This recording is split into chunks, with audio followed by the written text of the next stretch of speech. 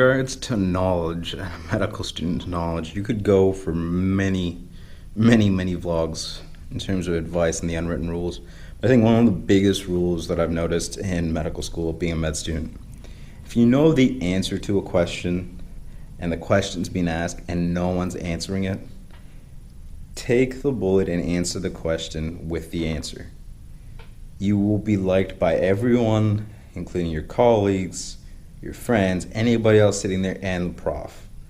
No one ever likes the awkward silence of sitting there and waiting for an answer. And if you know it and you just don't want to say it because you're embarrassed because you think you're going to be wrong, so what? I don't think you're going to be the first medical student to ever get a question wrong. I'm pretty sure there's billions of medical students who have gotten the question wrong. And I think one of the things that go along with that is that when you're asked a question in a smaller group or whatever, it's okay to not to know the question or the answer or being able to answer it. But vice versa is that if your colleagues gets asked a question and you jump in and answer their question before them having a chance to answer, I think that's very disrespectful, because not only the question never got asked to you, so why are you answering it? And knowing pretty much every doctor around, if you don't know the answer, it usually will end up going to a colleague. So if your colleague doesn't know the answer, just wait. And then, if you're able to answer the question after it gets passed to you, answer it. If it doesn't get passed to you, fine, that's okay. Maybe you want to ask afterwards the doctor, that's all right. But don't be jumping over steps in terms of answering other people's questions because you know them. Nobody asked you. Nobody wants that disrespect. It's one of those things where it's just, you should understand that if it's not asked from you, don't ask for it.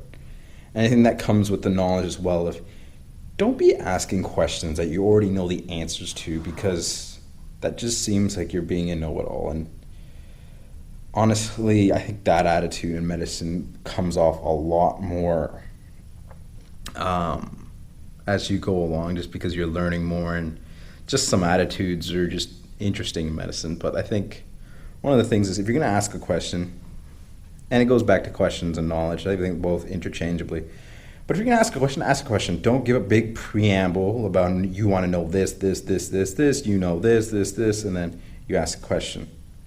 Or if you already know the answer, don't ask the question, because it absolutely makes no sense. Because if you're just trying to boost your ego and stuff, who are you trying to show off? You're still a medical student. You're going to be on a different rotation with different doctors. Like, what are you trying to impress?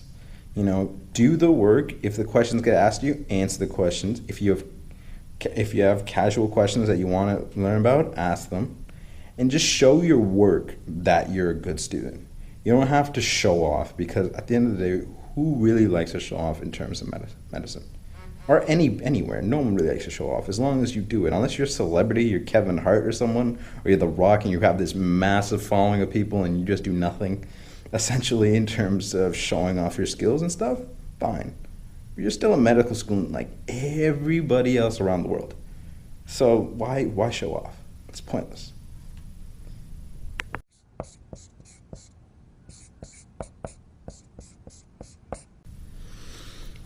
Another rule I got, I think a lot of unwritten rules, is about resource sharing.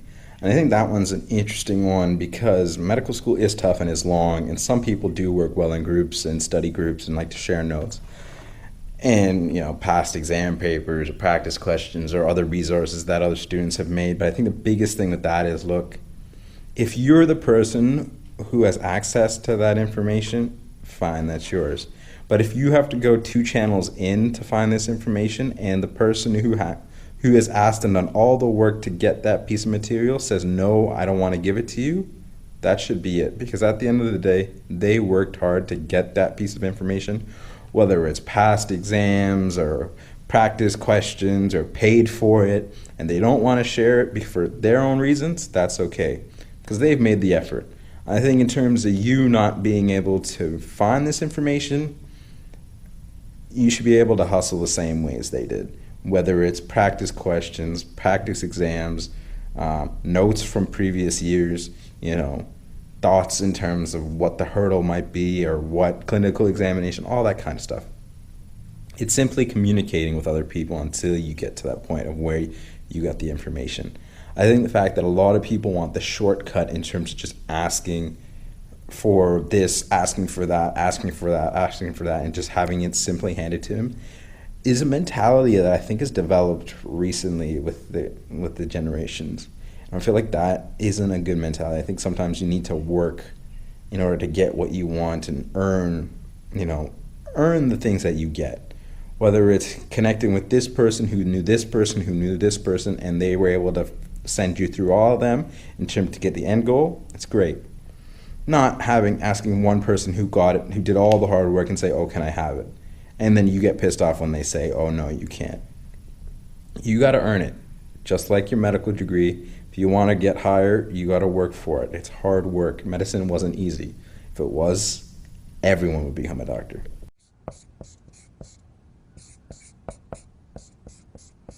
This is a really hit and miss kind of rule, and it depends on who the seniors are working with and who can give you the trustworthy information.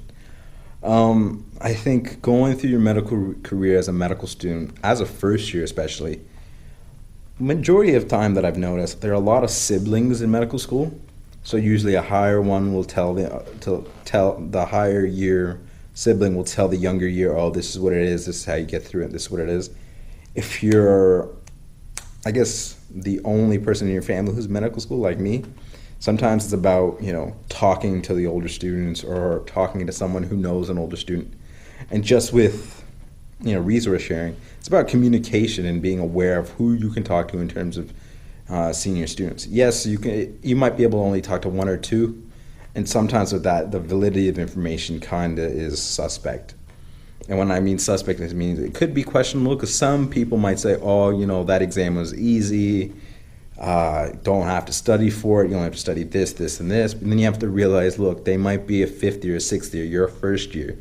It looks easy when you've done it, but going into it, it definitely doesn't look easy. Obviously it looks like a hurdle. I know for a fact, doing my first blood pressure as a first year student and doing my vitals, it was hectic. I thought, oh my goodness, I was sweating, I was pulsing, I didn't want to hurt the person by putting the cuff too tight. But now as a fifth year doing a manual blood pressure, it's like throw the cuff on, boom, and then just get it done. It was no worry. But I think with the senior stuff, some of the senior doctors, the senior students are going to scare you. They're going to give you information like, oh, you haven't studied yet, or you haven't done this, or you want you to go this or this. And it might put you at unease, and especially in your barrier exam year like I am. Listen to some of the fifth years talk, or listen to some of the doctors talk, or even, when doctors ask you questions and you don't know it, puts you on edge of, oh my gosh, I need to know this is my exam. Like, it's going to stress you out. Those are the kind of individuals and information you don't want to take to heart. I think the ones that you want to is the ones who are going to give you encouraging advice and give you, constructive criticism and going to tell you where you need to improve and where, certain things. Like, for example, you're not going to have to memorize the whole Gray's Anatomy book for anatomy. You need to know the core pieces. One of the best advices that I've gotten from a tutor here is, know the big picture, and then the details will fill in. It's like a blueprint. If you have the whole base of it, and then you can slowly fill it in. I think that's the greatest idea that you can get in terms of medical knowledge and, resource from a senior, is that being a blueprint, you get a big picture of the idea. You have diabetes, and then you can fill in, the treatment, the management, the etiology, the pathophysiology, all of that stuff. So that's one of the biggest advices I got from my seniors. But yeah, like I said before, with senior advice, it comes as a caveat. Depending on who you talk to, you might be talking to the smartest guy in the whole year, and you might be like, oh, this is what you need, bang, bang, bang, and it changes. Or, just take it with a grain of salt and, try to get a perspective that's probably closest to your level of study. If you're going to get someone who's over a super smart student and you're an average student, it's probably not going to correlate well because you're not going to match that kind of effort. Or maybe you will, you never know, but that's what I think. And yeah, that's about it in terms of know your seniors.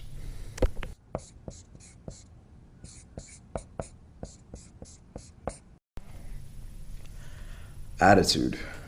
Oh man, this is a tricky one considering I'm on my second last week of medicine and I'm I don't know, some days I feel just out of it and I think I'm done with the rotation because it's just been so repetitive. I think the key with attitude, I think, can always surpass a student's knowledge.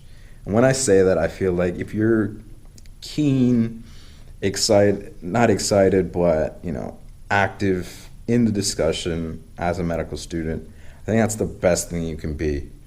You don't have to be a student who knows all the knowledge or be able to answer all the questions, because at the end of the day, look, you could have a good day, you could have a bad day, you might have known all this stuff and it just froze, but if you have a good attitude and you're putting that out for the doctors to see, it will correlate. With me, I think I don't consider myself any good of a medical student. If anything, I'm probably average or below average or whatnot. Like, I don't see myself as great. But the way I put down my attitude is, being there on time, trying to help the interns as much as I can, because as you guys know from medicine, a lot of the work gets trickled down from the consultant, gets passed down to the reg does some, then gets passed down to another one, then it gets passed down to the RMO, it gets passed down to the interns. So a lot of this is like, and then, with interns, you're already getting the bulk of the work. And as medical students, yeah, you're there to learn, but also I think, you want to contribute in some way. You don't want to just be there and be like, oh, I'm just here to learn, I'm not going to help anyone. I think that just defeats the purpose.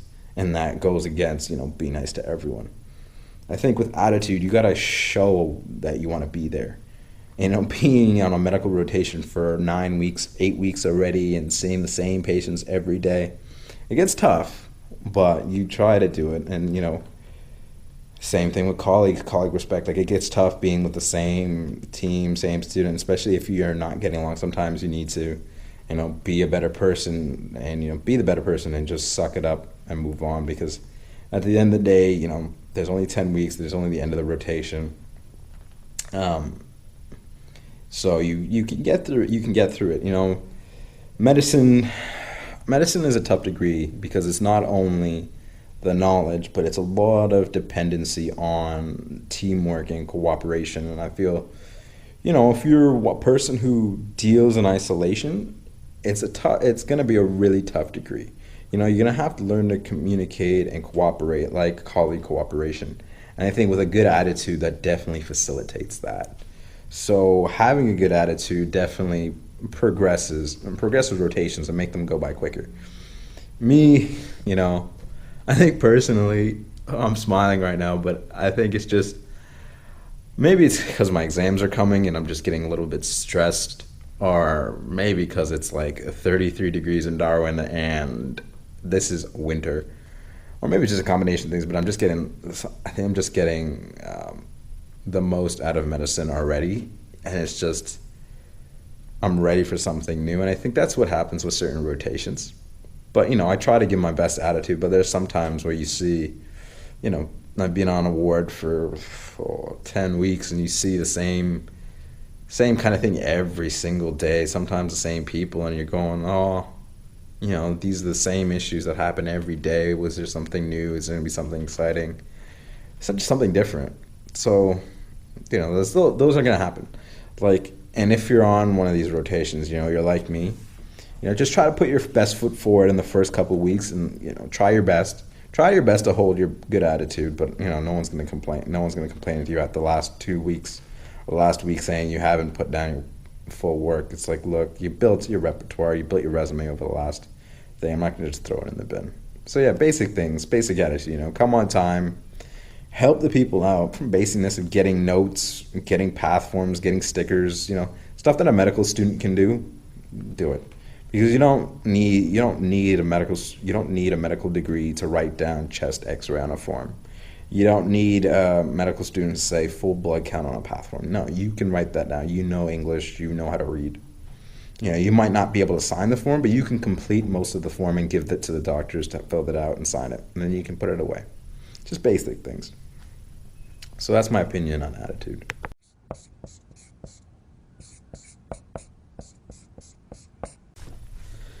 So this is a quick rule, and I think this is probably one of the ones that face a lot of medical students in first year, and as you get upper in the years and you start getting borderline, I think one of the keys to the unwritten rules in medical school, believe in the bell curve. it's one of these things where in any degree you got to believe in the fact that you're going to be on par with the average and you're going to be bailed to pass. Yes, you don't want to think it as a medical student. Yes, it's one of these things where it never wants to come in your mind, but you just got to put it there and think, look, as long as the cohort is on the same level as me, I'm fine. And believing in the bell curve has, being impactful. I've seen the benefits of it.